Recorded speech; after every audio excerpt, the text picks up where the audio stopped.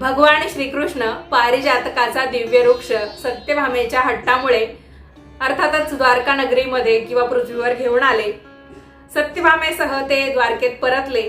संपूर्ण द्वारकेमध्ये आनंदाचं वातावरण पसरलं की स्वर्गातला दिव्य वृक्ष आता आपल्या राजमहालात असणार आहे. आपल्या सर्वांना तो पाहायला देखील मिळणार आहे. सत्यभामा आनंदाने म्हणाली, नाथ, हा वृक्ष माझ्या महालाच्या अंगणात लावा. श्रीकृष्णांनी हसत मान डोलावली. पारिजातकाचा वृक्ष सत्यभामेच्या महालात लावण्यात आला. सत्यभामेला वाटलं, आता रोज या वृक्षाची फुलं माझ्याच अंगणात पडतील आणि मी रुक्मिणीपेक्षा वरचढ ठरेल. पण दुसऱ्या दिवशी सकाळी एक आश्चर्यकारक घटना घडली. वृक्ष सत्यभामेच्या अंगणात होता, पण त्याची सुगंधी शुभ्र अशी फुलं वाऱ्याबरोबर उडून रुक्मिणीच्या अंगणात पडत होती. आपण आज सुद्धा पारिजातकाचं झाड बघतो.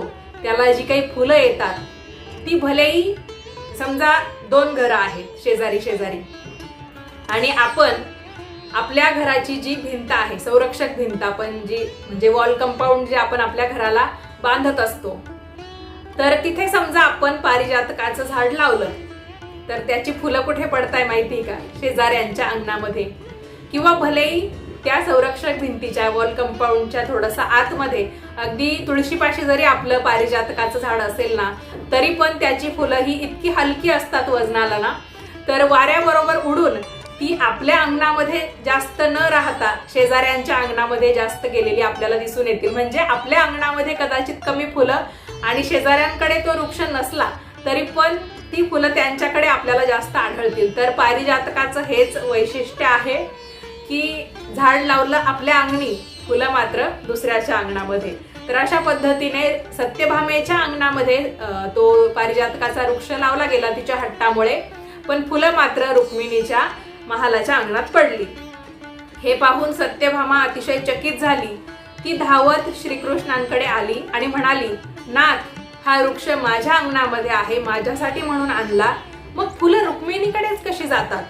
भगवान श्रीकृष्ण नेहमीप्रमाणे मंद स्मित करत म्हणाले, सत्यभामे, वृक्ष मिळवता येतो पण प्रेम जिंकावं लागतं.